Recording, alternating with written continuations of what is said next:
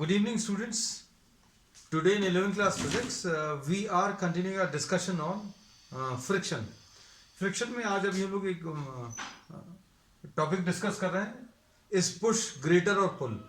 किसी भी ऑब्जेक्ट को पुश करने में और पुल करने में डिफरेंस कहाँ पर आता है, क्यों आता है, ये अभी हम लोग इसमें आज डिस्कस करने वाले हैं.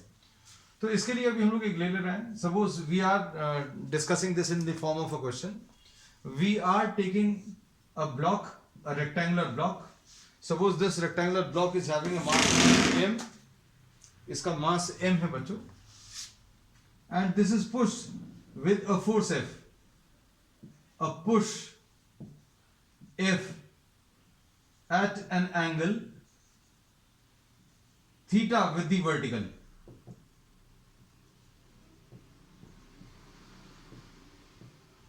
Is applied.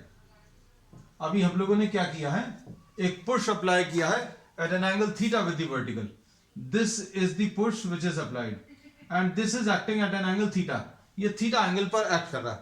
And the angle of friction, the angle of friction is mu. और ये ऑब्वियसली अभी लोग मानकर चल रहे हैं that we are having what a kinetic friction because the object will start moving, है ना. तो अभी हम लोग को किसी चीज को मूव करना है तो पुश करना ज्यादा इजी है कि पुल करना ज्यादा इजी है, वो अभी हम लोग आज इसमें डिस्कस करने वाले हैं. So now suppose the angle which this force is making with the vertical is f. So angle of friction is the angle of friction, नहीं, the coefficient of friction, the coefficient of friction is mu. Coefficient of friction बच्चों इसमें mu है. और ये obviously kinetic friction है क्योंकि object will start moving. तो if the object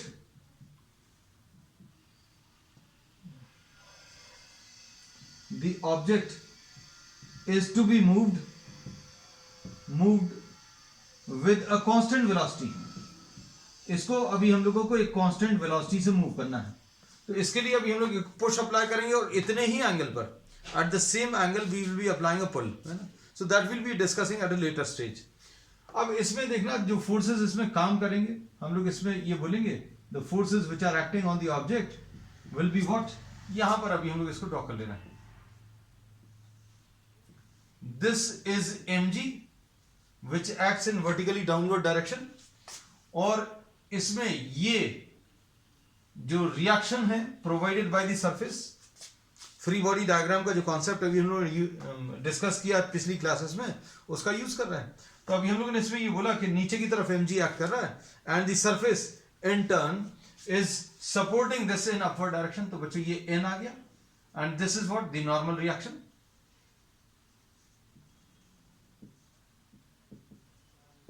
and इसमें ये जो फोर्स एक्ट कर रहा है, this is the force F which is acting along this line. अब इसको बच्चों अभी हम लोग दो कंपोनेंट्स में ब्रेक कर दे रहे हैं. This force F which is acting in downward direction at an angle theta with the vertical, this will be split into two parts. इसके दो पार्ट्स बच्चों कौन से आ जाएंगे, ये एक आ जाएगा F cos theta और इसमें ये वाला जो हॉरिजॉन्टल कंपोनेंट है वो क्या आ जाएगा, F sin theta. So we will be marking these two forces also. तो अब इसमें जो फोर्सेस और आ जाएंगे, नीचे की तरफ कौन सा आ जाएगा, F cos theta. और हॉरिजॉन्टल डायरेक्शन में बच्चों कौन सा एक्ट करेगा, हॉरिजॉन्टल डायरेक्शन में this is F sin theta. ठीक है. अब ऑपोजिट डायरेक्शन में जो फोर्स काम कर रहा है which will try to oppose the relative motion between the two objects, ये अपोजिंग फोर्स बच्चों Fk है. तो Fk इसमें क्या है, the force of kinetic friction.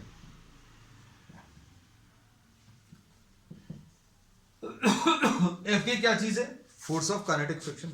So we have marked all the forces. तो आपका क्वेश्चन क्या था, you have to find out the push F which acts at an angle theta with the vertical. ये अभी हम लोगों को कैलकुलेट करना है. And the coefficient of friction is mu k and the object is to be moved with a constant velocity. Object constant velocity से move कर रहा है, मतलब ये चीज याद रखना, ऑब्जेक्ट अगर कांस्टेंट वेलोसिटी से मूव कर रहा है मतलब एक्सेलरेशन जीरो रहेगा, और एक्सेलरेशन अगर जीरो रहेगा मतलब नेट फोर्स जीरो आएगा, ऑब्जेक्ट के ऊपर लगने वाला नेट फोर्स बच्चों जीरो आने वाला है। अब देखो इसमें हम लोगों ने क्या किया है, we have redrawn this diagram but in terms of forces, we have marked all the forces. इसमें फोर्सेस कौन कौन से काम कर रहे हैं, नीचे की तरफ mg काम कर रहा है, और इसमें इसके दो कंपोनेंट्स लिए, f का ये f cos थीटा, ये वाला f sin थीटा।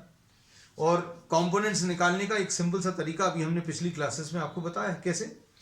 आपको इसको अगर बोलना है, इस फोर्स को अगर इस फोर्स का डायरेक्शन अगर स्पेसिफाई करना है स्टेटमेंट फॉर्म में, तो जैसा आप बताएंगे इंग्लिश में कैसा बोलेंगे, this will B right and downwards, right and downwards, इसको ऐसा बोलेंगे। इसको कैसा बोलेंगे, लेफ्ट एंड डाउनवर्ड्स। इसको कैसा बोलेंगे बच्चों, इस वाले फोर्स को, this will B right and upwards. इसको कैसा बोलेंगे, इसको बोलेंगे लेफ्ट एंड अपवर्ड्स। तो किसी भी फोर्स को आप जैसा भी बोलते हैं वैसे उसके कंपोनेंट आ जाएंगे। जैसे इसको कैसा बोल रहे हैं, राइट एंड डाउनवर्ड, मतलब इसके दो कंपोनेंट्स आएंगे, एक तो राइट आएगा और एक डाउनवर्ड आएगा। तो आपने जैसा इसको स्पेसिफाई किया है बोलने में, बिल्कुल वैसे ही इसके दो कंपोनेंट्स आने वाले हैं, एक राइट की तरफ आएगा और एक डाउनवर्ड्स आएगा। तो राइट और डाउनवर्ड्स दोनों अभी हम लोगों ने कंपोनेंट्स इसके मार्क कर दिए। अब इसके बाद बच्चों अभी हम लोग क्या करने वाले हैं, अब इसके बाद कंपोनेंट्स अभी हम लोगों ने मार्क किए, तो ये f sin थीटा ये मार्क कर लिया, f cos थीटा नीचे की तरफ ये मार्क कर लिया, नीचे की तरफ mg काम करेगा, and you are trying to move this object towards the right side.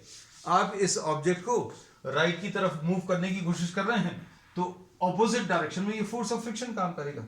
Now we apply what, the conditions for uniform motion. This object is moving with a constant velocity. Object अगर constant velocity से move करेगा तो क्या बोलेंगे, देखो n ऊपर वाला force नीचे वाले फोर्स के बराबर आएगा, मतलब f cos theta plus mg के बराबर आएगा, because there is no motion along this direction in vertical direction. So we say that summation of fy will be equal to 0। Summation fy equal to 0 का मतलब क्या है, y direction के forces add up करके 0 देंगे, मतलब ऊपर वाले फोर्सेस और नीचे वाले फोर्सेस एक दूसरे को कैंसिल करेंगे। तो n की value f cos theta plus mg ऐसा कुछ आया, ठीक।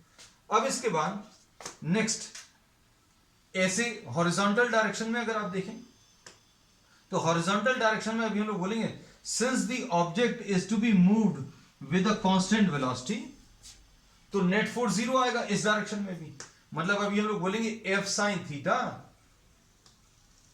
since the object moves with constant velocity, since the object is moving with what, a constant velocity, therefore we say that summation fx will be equal to 0. There will be no net force along the x direction. इसका मतलब क्या है बच्चों, f sin theta किसके बराबर आ जाएगा, force of friction के बराबर आ जाएगा। और ये फोर्स ऑफ फ्रिक्शन के लिए अभी हम लोगों ने लास्ट क्लासेस में बता दिया क्या, कि फोर्स ऑफ फ्रिक्शन कैसे मिलता है, एफ के will be equal to mu k into N. तो अब हम लोग इसको सॉल्व करेंगे, F sine theta will be equal to F k. तो एफ के का ये फॉर्मूला है, एफ के का, जैसे सपोज आपने पहले की क्लासेस अगर अटेंड नहीं करी हैं तो सिंपल सा है, फोर्स ऑफ काइनेटिक फ्रिक्शन का एक फार्मूला है mu k into N. N क्या है, the normal reaction, the reaction which is offered by the surface, है ना, सरफेस ने जो रिएक्शन ऑफर किया है वो अभी हम लोग लिखना है, तो ये म्यू के आ गया। अब एन क्या है बच्चों, एन की वैल्यू ये आ गई, क्या है, एन की वैल्यू इसमें f cos theta plus mg। अब इससे अभी हम लोग क्या करेंगे बच्चों, इससे अभी हम लोग f कैलकुलेट कर लेंगे, द फोर्स रिक्वायर्ड और the push which is required, है ना। तो अब हम लोग इसमें क्या कर रहे हैं, f sin theta is equal to mu के इंटू एफ कॉस थीटा, ऐसा कुछ आ गया, ठीक, प्लस म्यू के इंटू mg आ गया, ठीक है, अब इसके बाद क्या करेंगे, इससे f निकाल लो। f कैसे मिलेगा, f sine theta minus mu के into F cos theta will be equal to mu के इंटू एम जी। अब इससे f की वैल्यू मिल जाएगी बच्चों। f की वैल्यू कितनी आएगी, यहां पर लिख दे रहे हैं। f की वैल्यू कितनी आ जाएगी, f will be equal to mu के into M G divided by क्या आ जाएगा बच्चों, साइन थीटा प्लस और sorry sine theta minus mu के कॉस थीटा, ऐसा कुछ आ जाएगा। So this is the relation for what, this is the relation for the push which is required. तो अब हम लोगों को ये बोला था find the push F which is acting at an angle theta. ये इंक्लाइन पुश है बच्चों, ऐसा हॉरिजॉन्टल पुश नहीं है ना। तो हॉरिजॉन्टल पुश में it will not make much of a difference. किसी भी ऑब्जेक्ट को जनरली अभी हम पुश करते हैं या पुल करते हैं तो परफेक्ट हॉरिजॉन्टल पुश या पुल हो तो कोई डिफरेंस नहीं आएगा, है ना। लेकिन अभी हम लोगों ने if you are pushing any object at an angle, तो अभी हम लोगों को ये फोर्स रिक्वायर्ड ऐसा कुछ मिलेगा। इसमें किस किस चीज की जरूरत पड़ेगी, इस पर ध्यान देना। कोएफिशिएंट ऑफ फ्रिक्शन की जरूरत पड़ेगी, मास ऑफ द ऑब्जेक्ट की जरूरत पड़ेगी, फिर उसके बाद थीटा कितने एंगल पर आपने पुश लगाया उसकी जरूरत पड़ेगी, है ना। और इसमें रिलेशन जो आ गया वो अभी हम लोगों ने आपको बता दिया।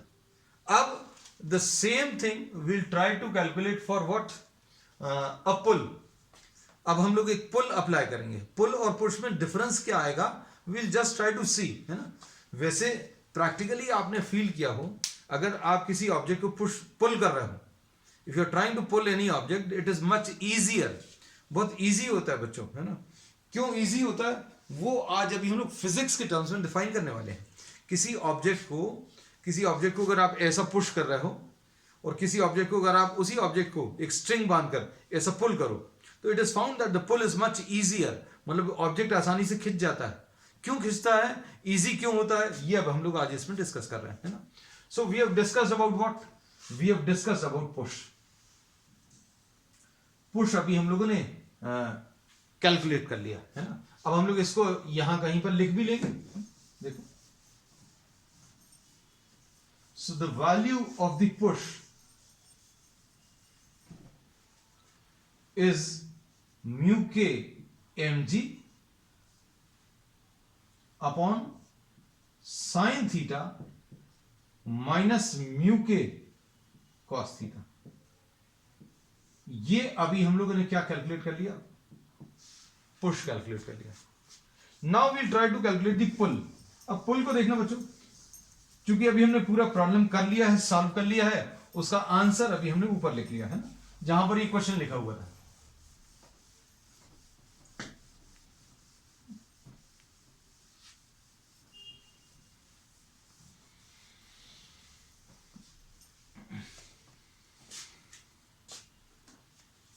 Question number second. Calculate the pull acting on an object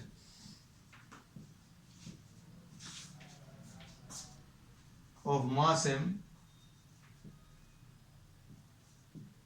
at an angle theta with the vertical.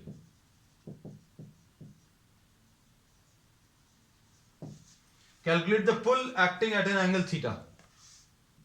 Acting at an angle, यहां पर लिख दे रहे हैं, acting at an angle theta with the vertical,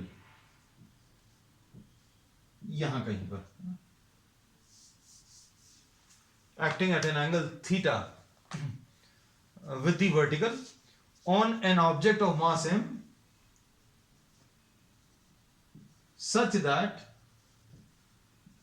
it moves with a constant velocity.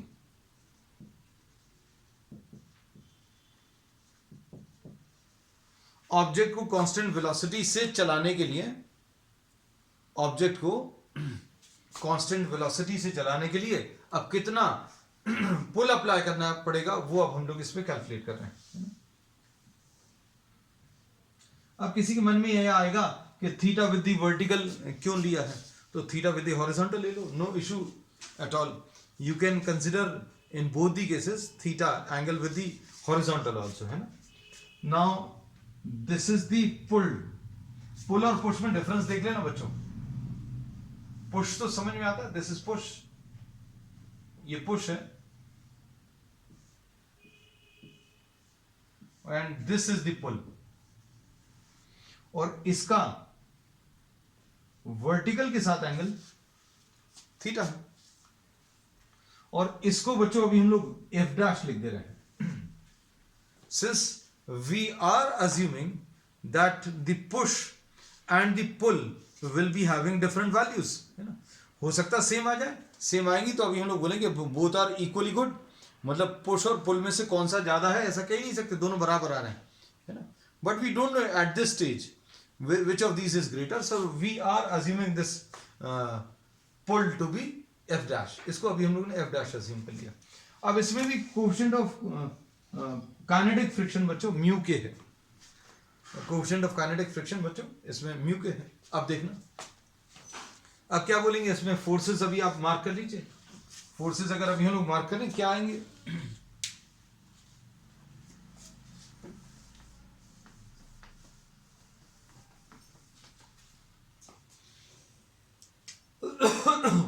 देखो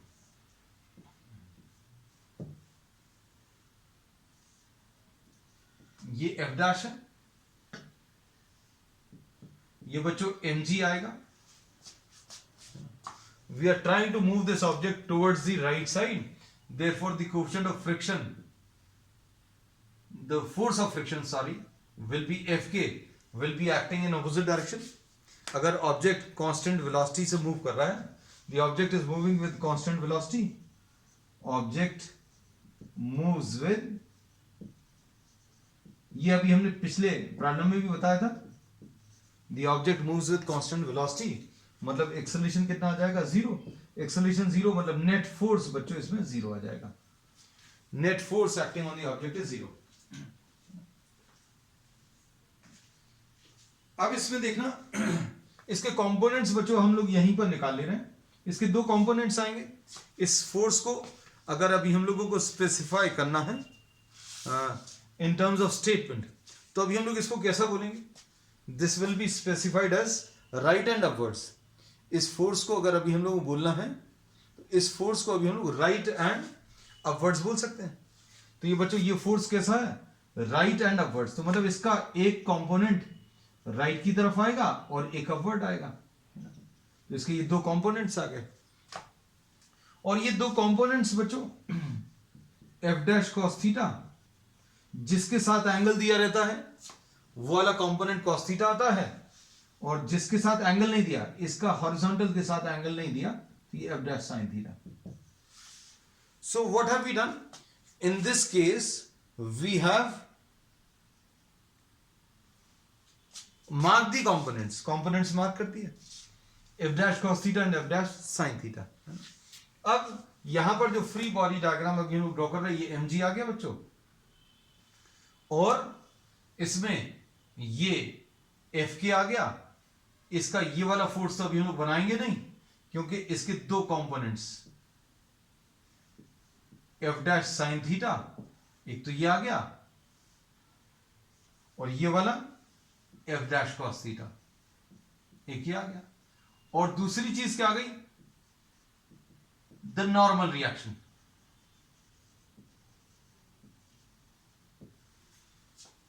अब क्या बोलेंगे, देखो जरा, summation F Y is equal to zero ले लो, summation F Y is equal to zero. अब इसमें क्या बोल सकते हैं बच्चों,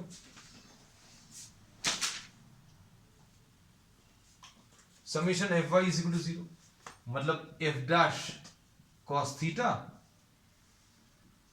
प्लस एन डैश लिख दे रहे इसको, F dash cos theta plus N dash will be equal to M G. तो एन डैश कितना आ जाएगा बच्चों, M G minus F dash cos theta. अब ये चीज बड़ी इंपॉर्टेंट है, इसको आप पिछले केस से कंपेयर करना, since you have done the previous part also, उसमें यहां कहीं पर ये प्लस साइन आया था नॉर्मल रिएक्शन में बच्चों, नॉर्मल रिएक्शन में यहां पर प्लस साइन आया था, है ना। तो इसके बारे में भी अभी हम लोग इसका फिजिकल मीनिंग अभी हम डिस्कस करेंगे, लेकिन अभी इस प्रॉब्लम को पहले थोड़ा सा और आगे सॉल्व कर लें। अब देखना, since the object is moving with constant velocity, therefore there will be no net force along the x direction. x direction में no net force.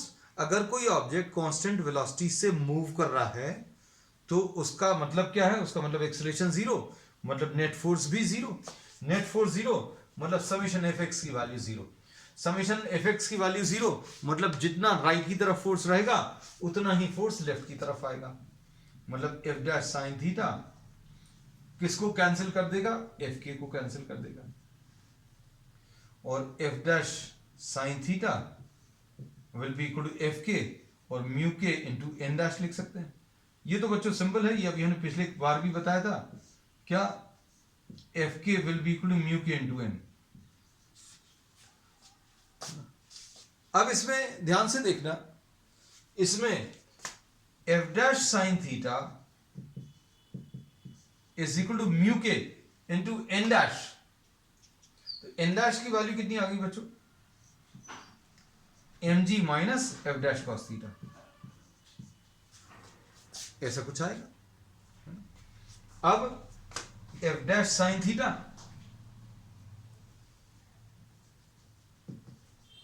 Will be equal to mu के into M G minus mu के into F dash cos theta.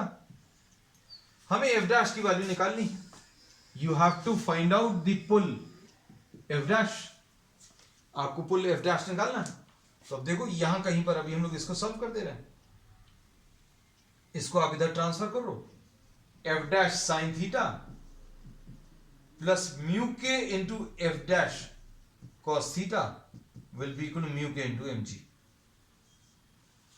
ठीक है, अब देखना इसमें क्या आएगा, F dash sine theta plus mu के cos theta will be equal to mu के एम जी। तो एफ डैश की वैल्यू कितनी आ गई, म्यू के M G upon sine theta plus mu के कॉस थीटा। ये पुल जो है अभी हम लोगों ने कैलकुलेट कर लिया बच्चों, कितना आ गया, म्यू के M G upon sine theta plus mu के कॉस थीटा। अब दोनों को देखकर मैथमेटिकली अभी हम लोग बता सकते हैं, पुश इज हैविंग म्यू के M G in the numerator, the pull is also having mu के M G in the numerator. Denominator में साइन थीटा म्यू के cos theta, this is also mu के cos theta, but what is the difference, difference here is the minus sign and here you are having the plus sign. अब दो चीजें अगर subtract हो रही तो बच्चों इसका आंसर छोटा आएगा, denominator will be smaller in this case, in this case denominator is smaller,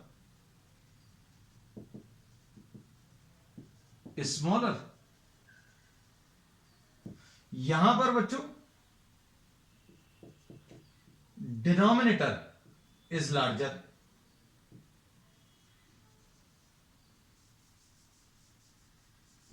यहां का डिनोमिनेटर इज लार्जर। अब डिनोमिनेटर जहां पर बच्चों छोटा है तो आंसर कैसा आएगा, बड़ा आएगा। So we say that push is greater than pull. Push जो है ज्यादा रहेगा, पुश की वैल्यू ज्यादा रहेगी, मतलब larger force is required to push an object. किसी ऑब्जेक्ट को अगर आपको पुश करना है, अगर किसी ऑब्जेक्ट को पुश करना है then larger force is required, and if you have to pull an object, किसी ऑब्जेक्ट को अगर आपको पुल करना है then we say that smaller amount of effort is required. यहां पर पुल जो है बच्चों कम आएगा, क्यों, क्योंकि डिनोमिनेटर की वैल्यू यहां पर ज्यादा है। तो ये प्रैक्टिकली जो चीज अभी हम लोग फील करते हैं, जस्ट ट्राई दिस थिंग, है ना। आप इसको ट्राई करना, किस चीज को बच्चों, किसी चीज को पुश करके मूव कराने की कोशिश करो, but you have to make sure that you are applying a inclined push, है ना। हॉरिजॉन्टल पुश पुल की बात नहीं कर रहे हैं, इंक्लाइंड पुश और inclined pull, and the inclination should be same, ये चीज याद रखना। अब इसमें सपोज फॉर एग्जाम्पल, इसको रब कर देना अभी हम।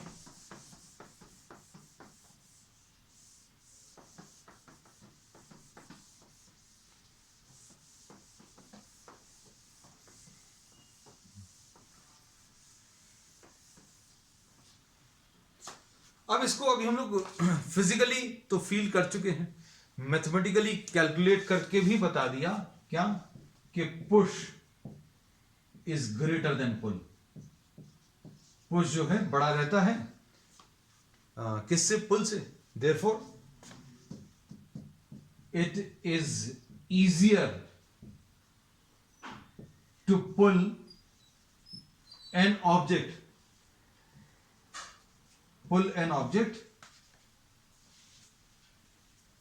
as compared to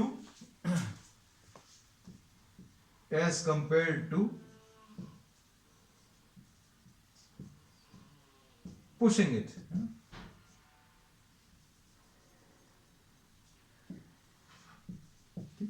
ये बच्चों ये क्वेश्चन जो है one of the favourite question है एग्जामिनेशन, स्कूल के एग्जामिनेशंस में, है ना। रोड रोलर के लिए भी यही आ जाता है कि रोलर जो क्रिकेट पिचेस पर आप यूज करते हैं उनको पुश करना, because you are having a handle with the help of which you can push, और with the same handle you can pull also. So it is found that the push is greater, push requires larger amount of muscular effort as compared to pull. अब इसको physically feel किया है, mathematically prove भी कर दिया। अब इसका feel भी अभी हम लोग लें बच्चों, इसको फील करें क्या, कि क्यों ऐसा हो रहा है। तो इसका रीजन अभी हम आपको बता दे रहे हैं। देखो इसमें सिंपल केस में, बहुत सिंपल सा केस, इसमें बच्चों mg, जब आप इसको पुश नहीं कर रहे हैं, पुल नहीं कर रहे हैं, तो mg और n बराबर होते हैं, mg is equal to n। अब आप इसमें अगर ऐसा कुछ एफर्ट लगाएंगे तो क्या होगा बच्चों, इस केस में if you are trying to pull the object, तो क्या होगा, इसका एक कंपोनेंट बच्चों ऐसा कुछ आएगा और इसका एक कंपोनेंट ऐसा कुछ आएगा, है? तो क्या होगा, n जो है किससे कैलकुलेट करते थे बच्चों, अभी हम लोग mg से कैलकुलेट करते थे। n किससे कैलकुलेट करते थे, mg से। अब क्या होगा, वेट को कम करने के लिए, अभी हम लोग अगर किसी चीज को पुल कर रहे हैं, suppose you are trying to pull this object, अगर आप पुल कर रहे हो तो क्या कर रहे हो, आप वेट को भी थोड़ा सा कम करने की टेंडेंसी। कैसे, आपने क्या किया, आपने ऐसा कुछ पुल किया तो एक कंपोनेंट तो इसको इस डायरेक्शन में पुल करेगा और एक जो है इसको अपवर्ड डायरेक्शन में लिफ्ट भी करेगा, है ना। तो ये जो अपवर्ड कंपोनेंट है वो इस वेट को कम कर देता है। किसको कम कर देता है, mg को। और हमने एक्चुअल में कैलकुलेशंस में भी देखा है कि n के कम होने से फायदा क्या होगा। जैसे सपोज फॉर एग्जांपल अभी हम वैल्यूज भी लिख रहे हैं, ये f था, ये थीटा था बच्चों, ये f cos थीटा था, ये f sin थीटा था। तो हुआ क्या, क्या फायदा हुआ इस केस में, हम लोग ये बोलते हैं कि n plus f cos theta किसको बैलेंस कर रहा है, mg को। मतलब क्या हुआ इस केस में, mg कम हो गया, mg में से आपने f cos थीटा माइनस कर दिया। तो पहले n mg के बराबर आता था, लेकिन अब n कितना आ जाएगा, mg minus f cos theta. मतलब अगर आप किसी ऑब्जेक्ट को पुल कर रहे हो तो आप क्या कर रहे हो, इसका एक कंपोनेंट इस ऑब्जेक्ट को लिफ्ट कर रहा है, तो इसको जो सपोर्ट देना पड़ेगा ऊपर की तरफ वो कम हो जाएगा। मतलब n देखो कम हो गया। n कम होने से फायदा क्या है, तो n कम होने से ये फायदा है कि fk is proportional to n, F की किसकी प्रोपोर्शनल है बच्चों? एन की प्रोपोर्शनल है ना? तो जितना ज्यादा एन होगा उतना ज्यादा एफ के होगा, और जितना कम एन होगा उतना ही कम एफ के होगा। तो अब इसमें हम लोग क्या बोल सकते हैं बच्चों? अगर आप हॉरिजॉन्टली किसी ऑब्जेक्ट को पुल कर रहे हो और इंक्लाइंड तरीके से पुल कर रहे हो, तो दोनों में फायदा कहां पर है बच्चों? इसमें अभी हम लोग ये बोलेंगे, if you are trying to pull this object, तो इसका एक कंपोनेंट, एफ का एक कंपोनेंट एफ कॉस थीटा ऐसा कुछ आ जाएगा, और एफ कॉस थीटा और एन, एफ कॉस थीटा और एन दोनों mg को बैलेंस करेंगे, इससे n की वैल्यू कम हो जाएगी। दूसरे केस में क्या होता है बच्चों?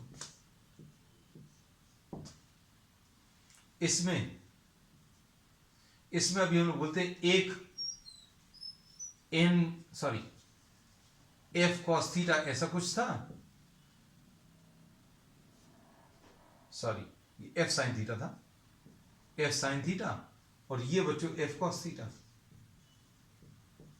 अब इसमें देखो, अब हम लोग क्या कर रहे हैं, एक mg तो ऑलरेडी नीचे की तरफ लग रहा था, एक mg नीचे की तरफ लग रहा था। अब क्या होगा, इस f का एक कंपोनेंट और नीचे की तरफ प्रेस करेगा। ये देखो mg तो लग ही रहा है, और नीचे की तरफ ये f cos थीटा ये भी लग रहा है। So what you are having, if you are trying to push an object, अगर आपने किसी ऑब्जेक्ट को पुश किया तो इसका mg तो काम कर ही रहा है, अब इस पुश का एक कंपोनेंट भी इसको नीचे की तरफ दबा रहा है। उससे क्या होगा, उससे n की वैल्यू बच्चों बढ़ जाएगी, n की वैल्यू बढ़ जाएगी। मतलब क्या होगा, देखो अभी हम बता दें, mg है, इसमें ये n है, और क्या चीज है, ये f cos थीटा है। ये पुश वाले एग्जाम्पल में, ये अभी हम लोगों ने पुल वाले एग्जाम्पल को फील किया था। अब पुश वाले में बच्चों क्या होगा, n जो है mg plus f cos theta आ जाएगा। अब क्या हुआ, n को यहां पर n कम हो रहा था, mg minus f cos theta, यहां पर क्या हो गया, n इंक्रीजेस। तो पुश और पुल में डिफरेंस क्या है? अगर आप किसी ऑब्जेक्ट को पुल कर रहे हो, किसी भी ऑब्जेक्ट को अगर आप पुल कर रहे हो, तो आप n को डिक्रीज कर रहे हो। n को डिक्रीज करने से फायदा क्या है, फोर्स ऑफ फ्रिक्शन किसके ऊपर डिपेंड करता है बच्चों, n के ऊपर डिपेंड करता है। और इसमें अगर n कम होगा, अगर n कम होगा तो क्या होगा, फोर्स ऑफ फ्रिक्शन कम आएगा, और अगर n ज्यादा होगा बच्चों, इस केस में पुश में n इंक्रीज हो जाता है, और n अगर इंक्रीज होगा तो यहां पर force of friction will increase, यहां पर फोर्स ऑफ फ्रिक्शन डिक्रीज हो जाता है। इसलिए अब हम लोग क्या बोलते हैं कि pulling an object is much easier as compare to pushing an object, है ना। तो ये बच्चों अभी हम लोगों ने क्या किया, we have actually done the calculations for push and pull, and we have proved that pulling an object is much easier as compare to pushing an object, है ना। तो बच्चों अब आज के लिए इतना ही, we will continue with the next topic on the next, that's all for today.